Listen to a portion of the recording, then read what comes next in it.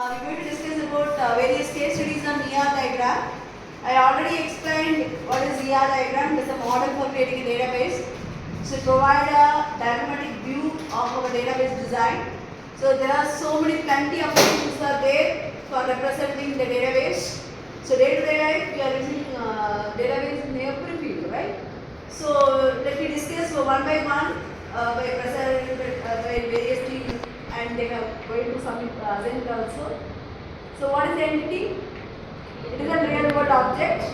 Then relationship means how the entities are associated in that particular organization. Then every entity have some attributes. So how we are drawing the diagram for making the design outline of the database structure. Okay. So first team going to present the case study employee management system by Sindhuja and Vishnu Priya and Suryati. Today we are using a topic in employee management system and we made a ER diagram in it. Actually, I am going to talk about what is ER diagram and the components of the ER diagram first. ER diagram gives the better visual representation for any database. For example, the employee management system. We can take any other examples.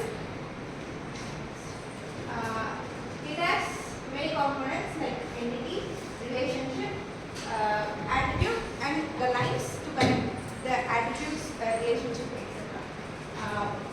First, we can say what is entity is. It is a real world object. It can be represented in a rectangle box in the ER diagram. Next, the attributes are components within the entity which describes the entity.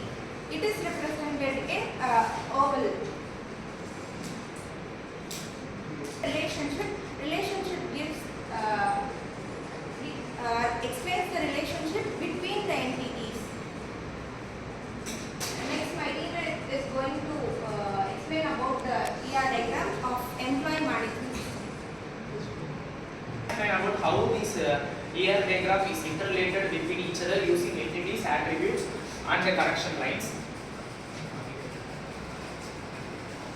Employee table, and this is for each employee there should be a home address and their phone number, IDs or etc. No? And these are the attributes for them.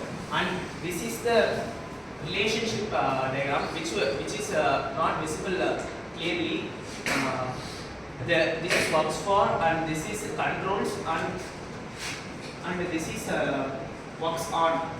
There are employees which they may work on many projects, so that is represented in the works on diagram relationship. And this is the phone number and the project name. The project name and the project ID is also interrelated in between relationships. And for every team, and there should be a project name and ID. They are interrelated between department. The department may work in many projects, no? So that there will be a project IDs which may in a relationship of many to one. And there are in a department there are many employees, so that is also related in a many to one relationship.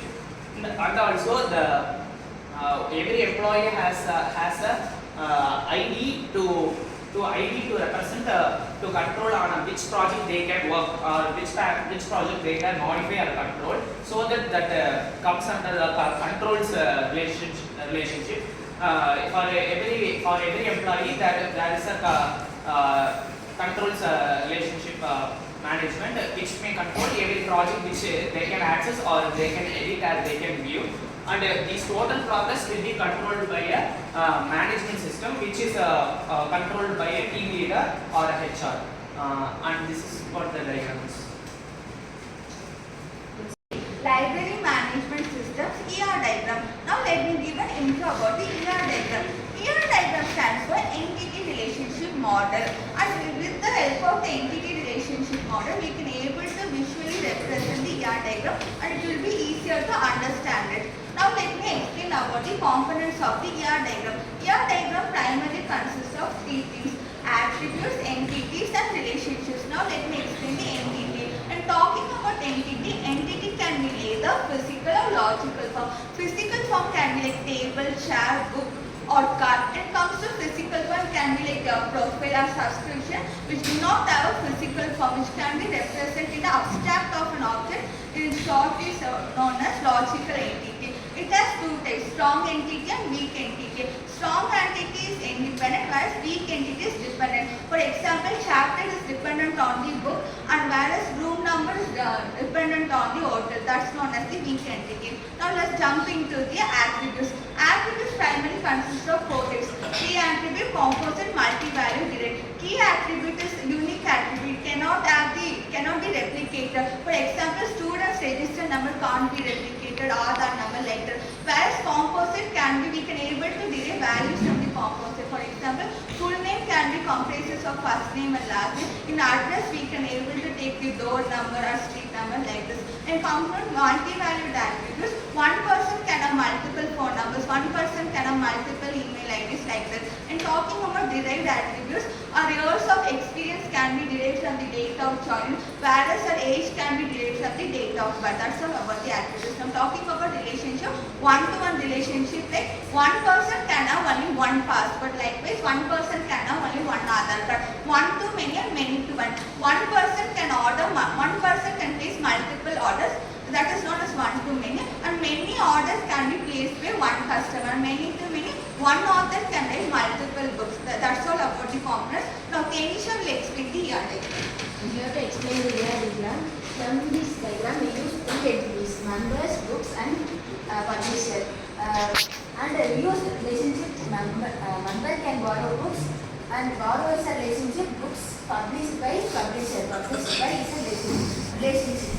And we use three attributes. One is composite attributes, where the attributes from this attribute three from first name, middle name, and last name. And we use many to many relationship. One book can be borrowed by many people, and many people can borrow one book.